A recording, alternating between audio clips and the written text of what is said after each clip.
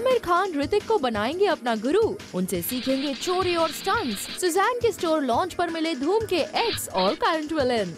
और आमिर ने किया खुलासा कि धूम 3 के लिए वो लेंगे ऋतिक से टिप्स। तो आपने कुछ टिप्स ली उनसे कि धूम 3 में कैसे एक्टिंग? अभी मैं लूंगा उनसे। आमिर यहीं पर नहीं रुके, वो तो ऋतिक की तारीफों के पुल बांधते नजर आए। Well, Hrithik is a lovely guy. He's a great actor, great star, and it's a pleasure to meet him always. Aamir और ऋतिक में इस बात को लेकर मजाक भी हुआ कि धूम 3 कर कौन रहा है। धूम में हम लोग नहीं कर रहे साथ में। धूम नहीं कर रहे ना? धूम में ऋतिक, you're in धूम 3 नहीं। जिसमें ऋतिक ने ख्वाहिश जताई फिल्म का हिस्सा होने की। I should be.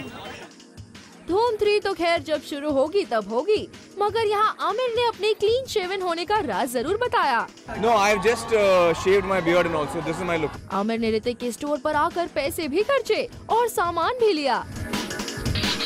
I bought these lovely bottles, you know, water bottles, glass water bottles in different colors. I really like that. इन दोनों को एक साथ बहुत कम देखा गया है, मगर दोस्ती दोनों की ही गहरी है। Well, Hrithik is a lovely guy. He's a great actor, great star, and it's a pleasure to meet him always. We hope इस दोस्ती का दोनों को फायदा हो। जहां आमिर को धूम के लिए टिप्स मिले, वहीं ऋतिक को उनके प्रोडक्शन में role. I wish, but we will do a film together soon, yeah, hopefully. So now you know कि ऋतिक ही है आमिर के गुरु। वैसे कल ऋतिक और सुजैन रोशन की पार्टी में बॉलीवुड के एक से बढ़कर एक सितारे पहुंचे और इन सब की प्रेजेंस ने इस पार्टी को बना दिया सबसे खास।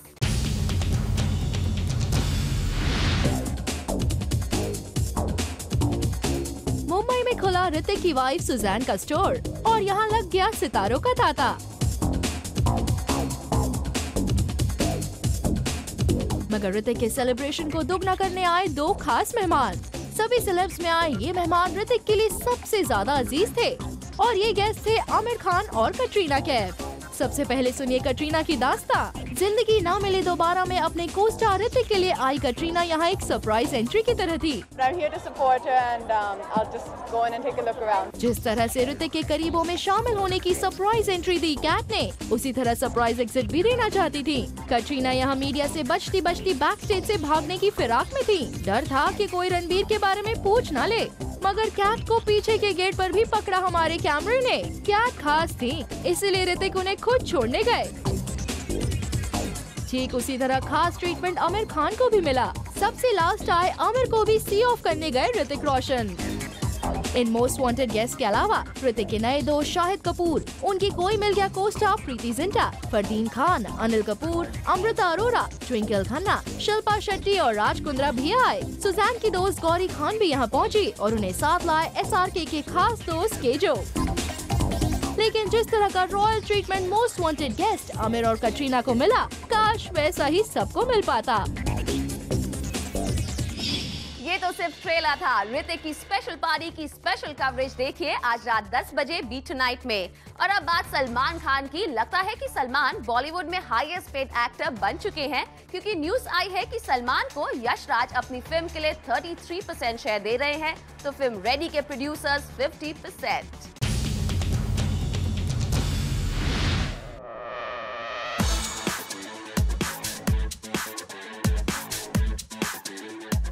न्यूज़पेपर की हेडलाइन देखिए, 33% रिजर्वेशन फॉर सलमान। और अब दूसरे पेपर की हेडलाइन देखिए, 17.5 करोड़ प्लस 50%। जी हाँ, इसे दबंग सलमान का दबदबा ही कहा जाएगा कि कोई भी डायरेक्टर हो या प्रोड्यूसर सलमान को फिल्म के लिए मुंह मांगी कीमत देने के लिए तैयार है, क्योंकि यश राज बैनर के लिए ऐसा माना जाता है कि वो स्टार्स को ज्यादा पे नहीं करते। लेकिन खबरों की माने तो उसे यश राज बैनर ने फिल्म के प्रॉफिट में से 33% के लिए सलमान खान को ऑफर किया है। हालांकि कबीर खान की डायरेक्टोरियल इस फिल्म के लिए सलमान ने हाँ नहीं की है, लेकिन ऐसा माना जा रहा है कि आमिर के बाद सलमान को यश राज बैनर सबसे बड़ा ऑफर दे रहा है। और अब बात फिल्म रेडी की। गॉसिप बाजार की माने तो फिल्म रेडी में सलमान को 17.5 करोड़ रुपए मिल रहे हैं। इतना ही नहीं, उन्हें प्रॉफिट का 50% शेयर भी दिया जाएगा। अब इसे देखकर तो यही कहा जा सकता है कि दबंग सलमान ही highest paid actor of Bollywood है। आज आया है यूनियन बजट, लेकिन अगर बॉलीवुड स्टार्स को बजट बनाना होता तो क्या होती उनकी फर्स्ट प्रायोरिटी? चलिए खुद इन स्टार्स से ही पूछते हैं।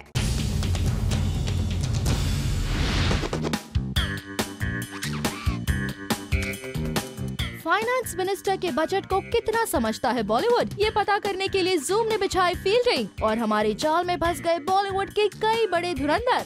सबसे पहले आमिर खान मिले, बजट के बारे में पूछा तो मिलते ही साफ कर दिया कि उनको बजट बिल्कुल समझ में नहीं आता। एक्चुअली फाइनेंस के बारे में इतना मुझे कुछ समझ में आता नहीं। हिट पर हिट फिल्में देने वाले आमिर सुना है बजट से लेकर सब कुछ डिसाइड करते हैं।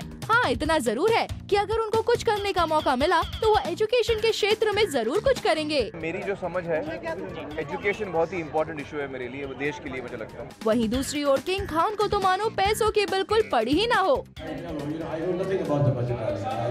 मुझे अपनी कमाई का मालूम है।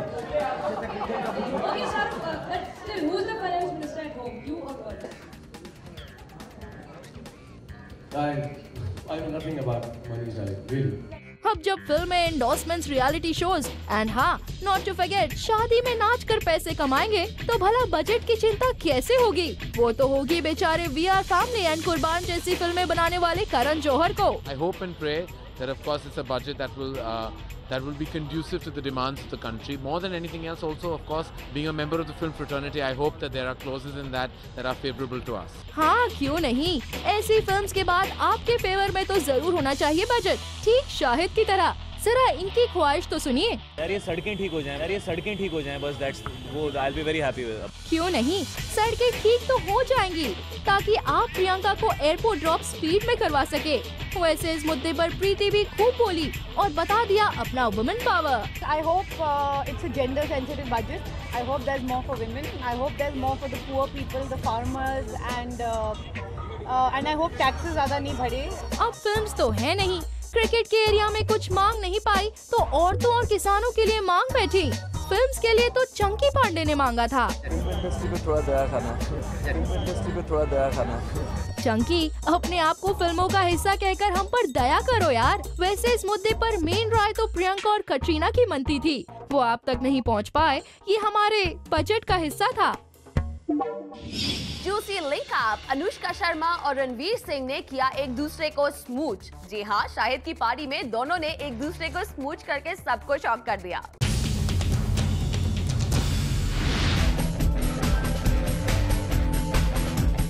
जरा गौर से देखिए मुंबई के एक टैबलॉइड की इस हेडलाइन को, खुल्लम खुल्ला प्यार।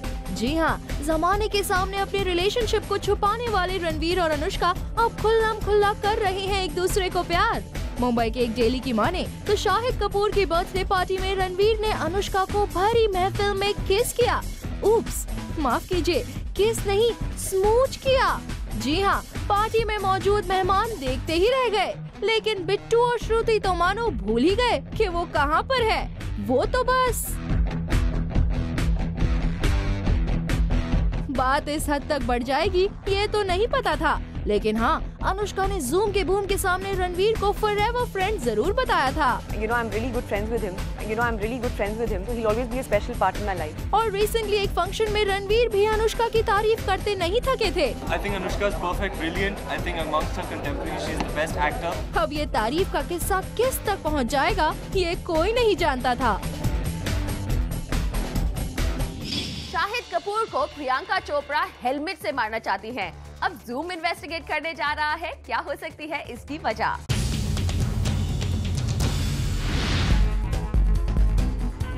शाहिद कपूर को प्रियंका से पड़ेगी मार, इसका खुलासा किया खुद शाहिद ने। प्रियंका शाहिद को हेलमेट से मारेंगी। वो हेलमेट गिफ्ट किया और उसके बाद सर में मारना भी हुआ। ये वही हेलमेट है जो शाहिद को प्रियंका ने गिफ्ट किया है, और ये मारपीट क्यों होगी इसके प्रोबेबल रीजंस हम बताते हैं। रीजन नंबर 1, जेनेलिया के साथ फ्लर्टिंग। एक कमर्शियल के शूट के वक्त खुद को बताया जेनेलिया का ideal partner. Genelia and me know each other for a while. I think we have great chemistry. Reason number 2, Priyanka की बजाय जेनेलिया को ड्रॉप फैसिलिटी। अपनी पार्टी की गेस्ट जेनेलिया को ड्रॉप करने के लिए साशा ने दी थी अपनी गाड़ी। Reason number 3, good friend Priyanka के साथ क्वालिटी टाइम बिताने के बावजूद खुद को अनहैप्पी और लोनली बताना। You should get married when you're happy, when you're ready for it, when you feel you found somebody you can spend your life with. अब जब प्रियंका के होते हुए शाहिद ऐसे कारनामे करेंगे तो हेलमेट से तो मार पड़ेगी ना यार। वो हेलमेट गिफ्ट किया और उसके बाद सर में मारना भी हुआ। अर्जुन रामपाल मानते हैं कि वो लेडीज मैन है और ये बात अर्जुन के डैड ने उन्हें कही थी।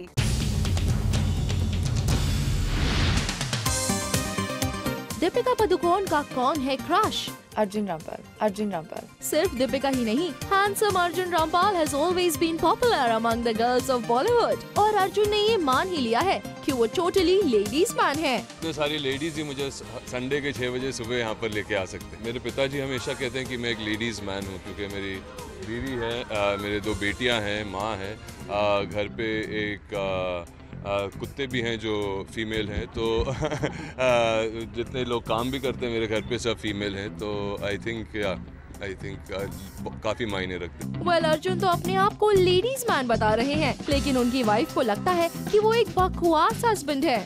विश्वास नहीं होता तो खुद ही सुन लीजिए। बिल्कुल बकवास हस्बैंड, बिल्कुल बकवास हस्बैंड। वेल, कितनी अजीब बात है। एक तरफ अर्जुन अपने आप को लेडीज मैन बता रहे हैं और दूसरी तरफ उनकी वाइफ उनको बकवास हस्बैंड बता रही है। बिल्कुल बकवास हस्बैंड, बिल्कुल बकवास हस्बैंड। चलिए अर्जुन, हम तो यही उम्मीद करेंगे कि आप दूसरी लेडीज के मैन बनने में कामयाब तो हो गए, लेकिन एक दिन अपनी लेडी के मैन, हमारा मतलब है अच्छे हस्बैंड भी जरूर बन पाएंगे।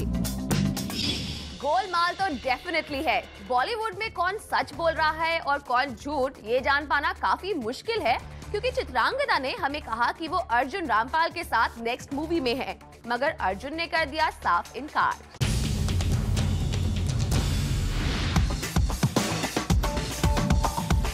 एक बार फिर सुधीर मिश्रा की फिल्म की शूटिंग स्टार्ट होने से भी पहले कंट्रोवर्सी शुरू हो गई है। चित्रांगदा ने हमें कहा कि वो बहुत एक्साइटेड है सुधीर की नेक्स्ट फिल्म के लिए, and she has been cast opposite Arjun Rampal. I'm looking forward to Sudhir's film next with Mr. Arjun Rampal. Looking forward to Sudhir's next film with Arjun Rampal. कुछ ऐसा ही कहा चित्रांगदा सिंह ने। Well, जब Zoom इस खबर को इन्वेस्टिगेट करते हुए अर्जुन के पास पहुंचा, तो कुछ और ही सामने आया। बिकॉज जब हमने अर्जुन से पूछा इस मूवी के बारे में, तो उन्होंने साफ मना कर दिया, ये कह के कि it's not true. No, that's not true. I don't know where that thing's come from. No, that's not true. Well, Arjun ने तो साफ मना कर दिया, लेकिन जब Zoom ने सुधीर मिश्रा से इस खबर को कंफर्म करने को कहा, तो उन्होंने कहा कि हाँ, वो फिल्म बना रहे हैं। Well, अब कौन झूठ बोल रहा है और कौन सच, कोई नहीं जानता।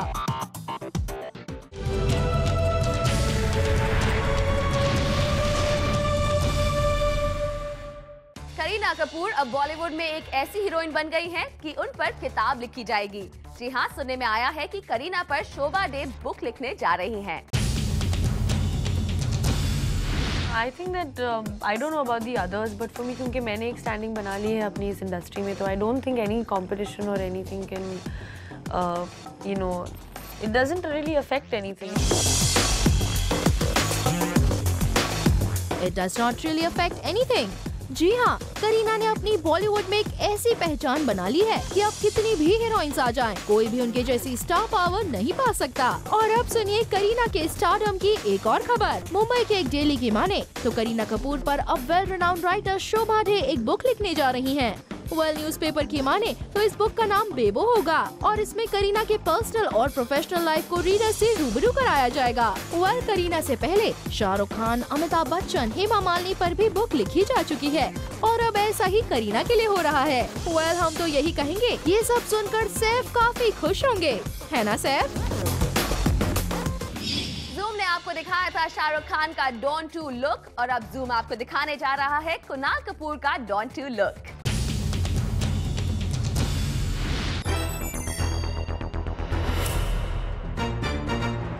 Zoom ने ही आपको सबसे पहले दिखाया था किंग खान का डॉन लुक।